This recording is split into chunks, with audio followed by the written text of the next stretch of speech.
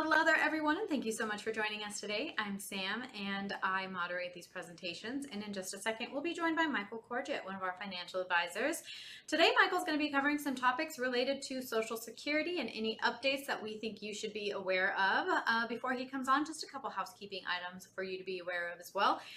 First and foremost, please be reminded that we are not affiliated with any specific company. We are a completely independent group of financial advisors here, so keep that in mind as you're listening along today. Secondly, as Michael is speaking, you will see me entering some links into the chat. They're going to pop up above your head. You can click directly on those links and they're going to guide you to valuable resources we have available for you. One of which is simply going to be a link to book an appointment with either Michael himself or one of his colleagues to speak to them about any concerns or questions that you may have that you would like answers to. I invite you to do that. It's completely free. And lastly, I apologize in advance. We will not have time to answer your questions live today. I ask you to put your questions in the Q&A box down below. It is completely anonymous, and I will make sure one of our financial advisors can reach out to you after this presentation and answer those questions with you over the phone or through email after the presentation has ended. And without further ado, we're going to jump right into it with Michael Corgett. Thank you, Sam, and thank you everyone for joining us today.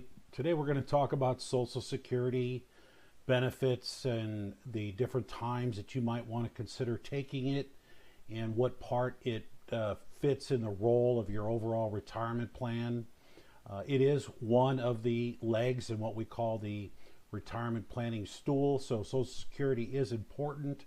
It is definitely not a benefit to consider being your only income in retirement. So what you do for yourself and hopefully an employer provided pension plan can be the other two strong legs in that retirement planning stool, which would make retirement obviously much more enjoyable, and that, you know, in the long run that would be just that much better. So let's go ahead and get started. What retirement income will you have? I already mentioned a few of these. Social Security, one of the legs, your savings and your overall investments, including your 401k. Very, very important what you do for yourself in your own retirement savings, whether it's a 401 or IRAs or just after-tax investments.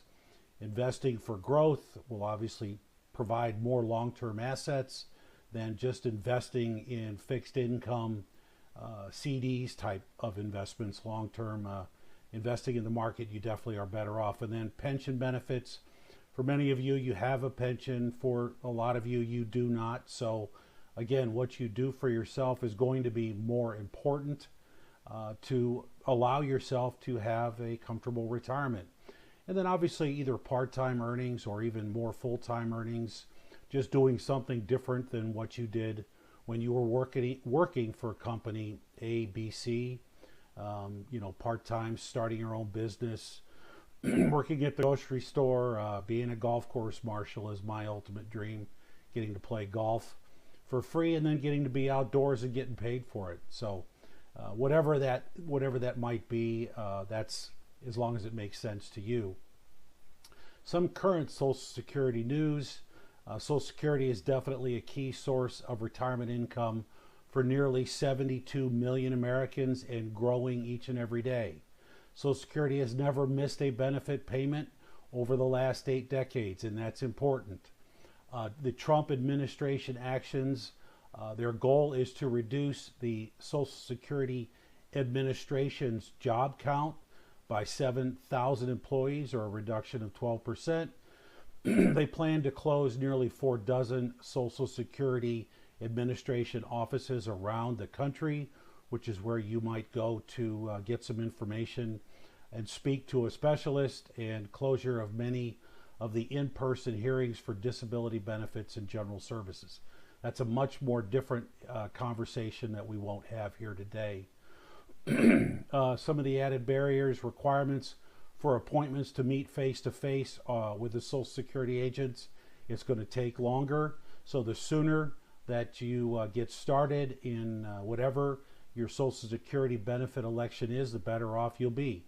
And I'm even recommending to folks 4 to 6 months. in advance of when you want your benefits to start. So, no immediate benefit cuts, some of the impact on new claims, the biggest impact on those starting benefits for the first time. You need to sign up in person nowadays. Processing new claims for retirement or disability benefits may take longer again due to staff cuts. Early buyout offers to SSA employees. Again, less employees to do the work, but this is one of the changes of the current administration. And again, I strongly recommend that you get started as early as you possibly can. 4 months minimum. We used to say 3, but 4 to 6 months makes an awful lot more sense to get your benefits started when you would like to get them started. And that's important, is getting them started when you want them. The outlook for Social Security in general, it's fine right now, but it is getting worse. The idea is that baby boomers, like most of us, there's 10 to 12,000 of us each and every day turning the age of 62 and that therefore are eligible for Social Security early retirement benefits. There's that many of us also turning 66 and 67 each and every day too, which means they're eligible for full retirement benefits. There is currently more revenue being collected than the current benefits that are being paid out, but there will come a time in this slide, 2034 to 2035, is when the dollars being collected are the dollars that are being paid out, and it will only get worse moving forward. So, does something need to be done? Yes. Will our politicians in Washington, D.C. do something about it?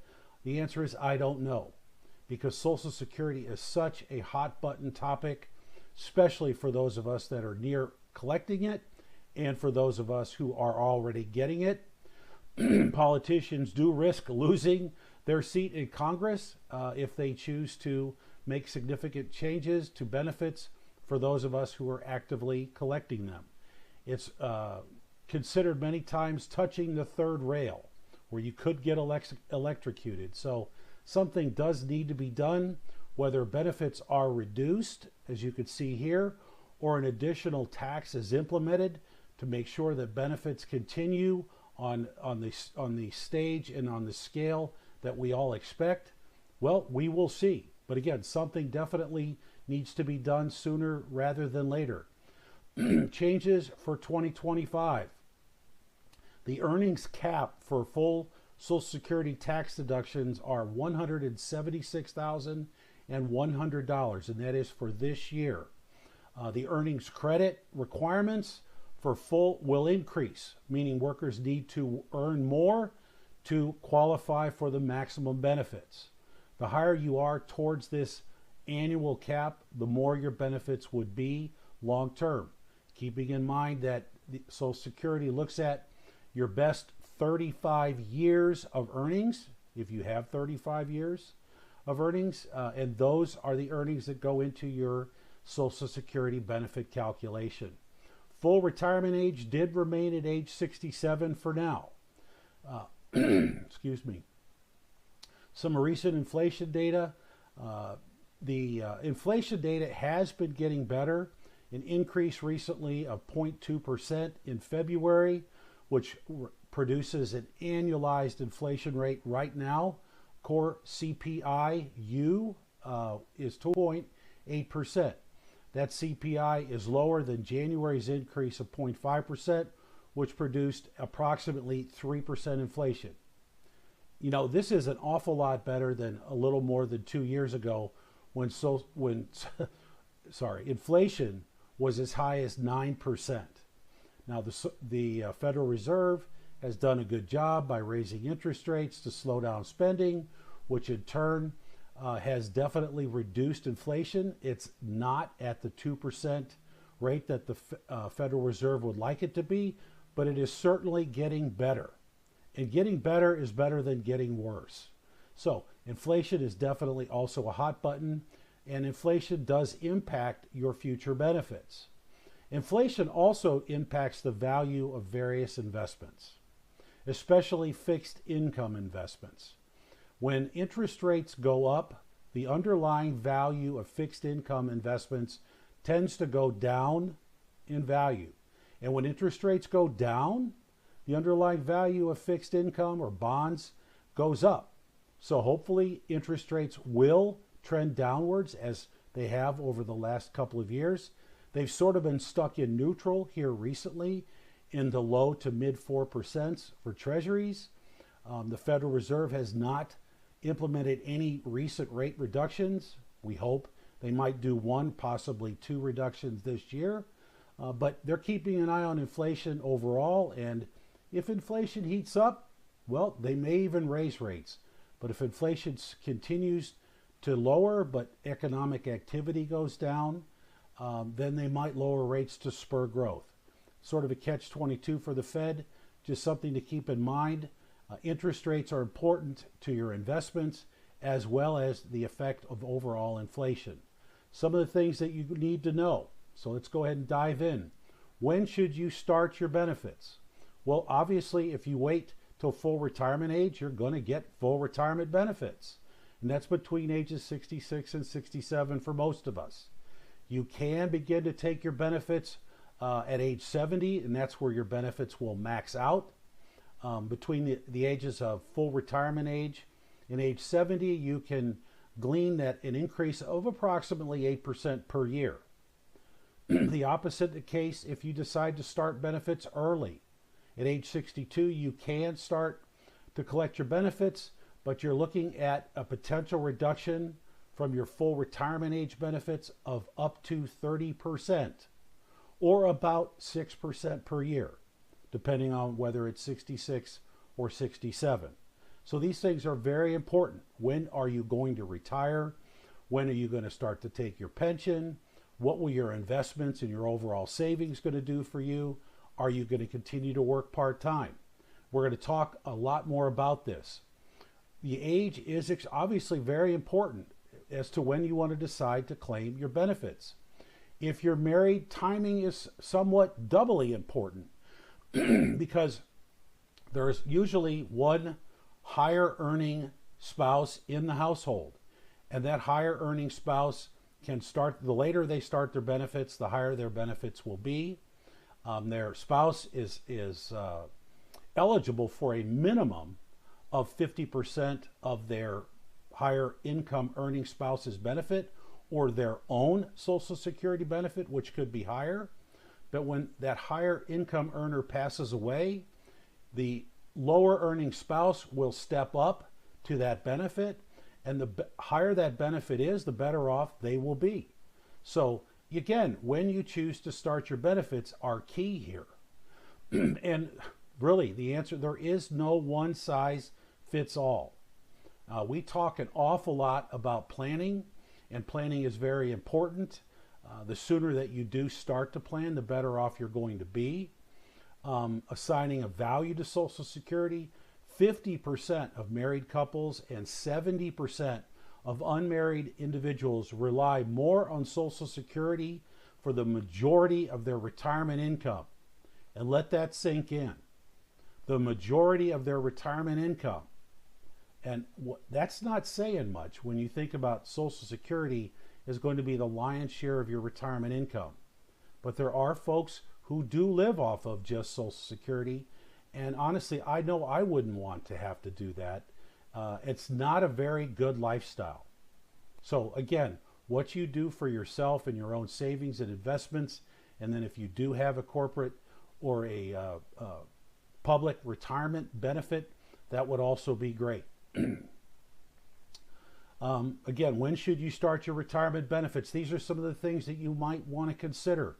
Your full retirement age and benefits calculation.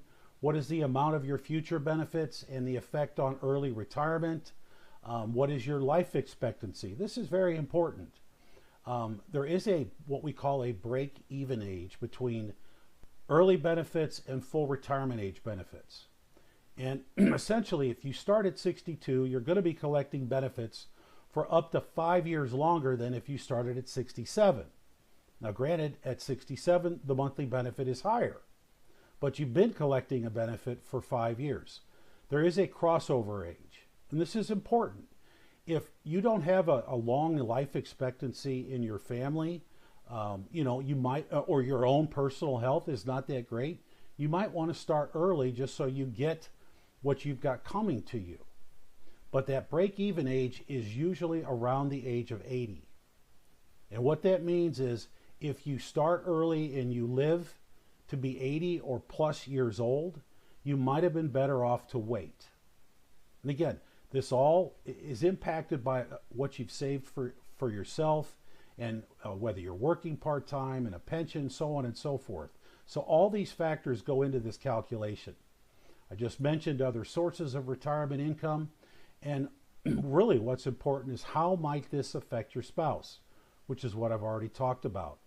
The sooner you take the benefits, the lower amount that you're going to have, and then that is what your spouse will inherit from you in the event of your death. When the claim impacts what you receive in retirement, I talked about this already a bit. The sooner that you take benefits, the less the benefits are. In this chart, you'll see up to a 28.3% reduction starting early versus waiting till full retirement age, which in this case is somewhere between 66 and 67. And if you decide to wait for maximum benefits to age 70, it could be as much as 30% or 26.7% as this slide represents. It's unique to each and every one's situation.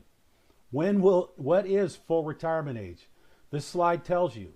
For most folks right now, full retirement age is at age 66. If you were born in any one of these years, it's 66 at either 2, 4, 6, 8, or 10 months. And for anyone born after 1960, full retirement age is 67 years old. Most of the retirees that I work with are somewhere between 66 and 67 years of age as far as their full retirement benefits. So if you didn't know, now you do. This is what your full retirement age will be. Let's dive into Social Security benefits in general. A monthly benefit comparison between ages 70 and 62. If you decide to wait to age 70, your benefits are going to be 76% more than the benefits you would have received at age 62. Granted, you would have had to wait 8 years. Delaying benefits from 66 to 70 increases your benefits by 32%. Not bad. And starting early versus waiting to full retirement age at 66, it's approximately a 25% benefit reduction. Lots of percentages, lots of numbers here. This is an individual thing, but just to give you some general ideas as far as Social Security benefits are concerned. How long will I live? Well, the average retirement age male, their average mortality is age 85. For the average retirement age female, it's around 87 or 88 years old. 1 in 3 retirees will live to be 90 years old, and 1 in 7 will live to be 95 years old. So there are some folks out there that are going to live well beyond their mortality, and that Social Security benefit, which by the way does have a cost of living built into it, is going to be an important part of their overall retirement plan. How working will affect your benefits. You can work, but you have to be careful as to how much money that you make. If you retire early and you are working part-time or working even full-time, you can lose benefits. Essentially, in this example, for every $2 that you earn above the $23,400 annual cap of earnings, you will lose $1 worth of Social Security benefits. If the year you reach full retirement age, it's for every $3 you earn, you'll lose $1 of benefits, and the cap is increased significantly to $62,160. Once you reach full retirement age, earnings do not impact your Social Security benefits. You can make as much as you want and collect your benefits. And I do know many people who are still working and collecting their Social Security benefits. Now, those Social Security benefits can be taxed, as you can see here. Up to 50% of your benefits can be taxed at these various income rates, and they're pretty low rates. $25,000 to $34,000 for single people, $32,000 to $44,000 for married couples. 50% of your benefit will be taxable. If you're over $34,000 as a single person or over $44,000 for a married couple, 85% of your Social Security benefits are going to be taxed as well. How fair is that? I don't really think it's fair at all, but it was a tax when it was taken from you, and now they're going to tax it when you're receiving it, but this is just the way it is. So you need to be careful. The idea of delaying benefits, let's just look at a simple example of a couple, age 62, their total benefits on average could be $2,784 a month.